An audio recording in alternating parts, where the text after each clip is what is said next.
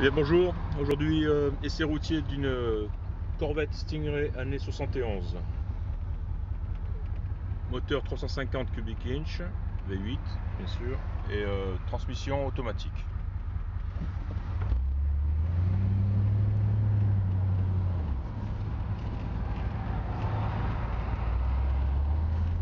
Extérieur blanc, non d'origine, et intérieur vert foncé ou vert bouteille, qui lui est d'origine. Donc de toute évidence, cette voiture était verte d'origine à l'extérieur. Voilà, donc une voiture sympa à conduire. Fermez la fenêtre.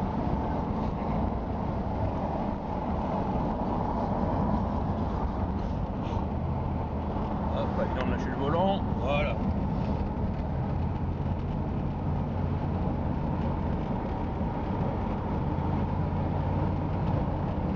La direction est sympa. Direction assistée, bien sûr. La voiture l'ouvre un petit peu quand on dépasse une certaine vitesse. Je pense que quand on atteint les 50-60 miles par heure, l'ouvre légèrement. Rien de trop méchant par contre. Donc la direction par contre elle est précise. On ne sent pas de jeu dans la direction. L'accélération est bonne, franche. La voiture monte bien, monte dans les tours, accélère bien. Et la boîte automatique semble fonctionner très bien. Elle est facile à conduire, sympa, joli bruit. Pas trop de vibrations ou de vilain bruit de vibration quoi. Non, elle a l'air assez. Voiture qui a l'air d'avoir été assez entretenue. Au niveau cadran et voyant, donc le contour fonctionne, le compteur de vitesse fonctionne, l'aiguille n'est pas fixe, elle a un peu la danse de Saint-Guy, un peu classique sur ces corvettes.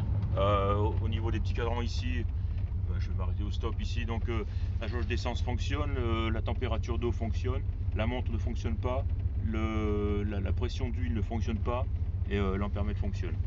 On a l'autoradio d'origine, voilà, pas de la grande qualité, mais bon. C'est une voiture qui était équipée d'origine de la climatisation, et elle fonctionne pas. J'ai vu que la courroie était manquante, comme beaucoup le font, donc elle a été mise hors service. Le frein à main fonctionne bien. Voilà. Bon, l'intérieur est d'origine. Bon. Ce qui, en général, pour une voiture de 71, n'est peut-être pas forcément une bonne chose. On voit, il n'est pas en mauvais état, il est en fait dans un état moyen, je dirais. On voit un petit le tableau de bord, il n'est pas craqué, mais il n'est pas très très beau. Les panneaux de porte sont pas terribles non plus. Bon, encore une fois, c'est assez décent, mais bon, ça serait à remplacer quoi. Les sièges aussi sont en relativement bon état, mais il y aurait un peu de travail à faire. Je crois que c'est une voiture qui va être affichée à un prix bas, et donc qui mérite de s'y intéresser pour quelqu'un qui voudrait restaurer une Corvette de 71 à partir d'une bonne base mécanique. La carrosserie est en très bon état. La peinture blanche n'est pas vilaine du tout. C'est pas un chocard non plus, mais elle est loin d'être vilaine. Elle est très acceptable, je dirais.